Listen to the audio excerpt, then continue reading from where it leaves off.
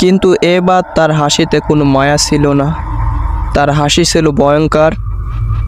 সে যেন হাসিমকে ভয় দেখানোর জন্যই বিশ্রীভাবে হাসছিল। হাসিম ভয়ে কি করবে কিছুই বুঝতে পারছিল না। একবার ভাবলো সে দৌড় দিবে, কিন্তু সে যেন একদম পাথর হয়ে গেছে, শরীরটা যেন একদম অসহায়। সে দোয়া হয়ে দাঁড়িয়ে রইল। কি রে, দাঁড়িয়ে আছিস কেন? যা, পালিয়ে যা।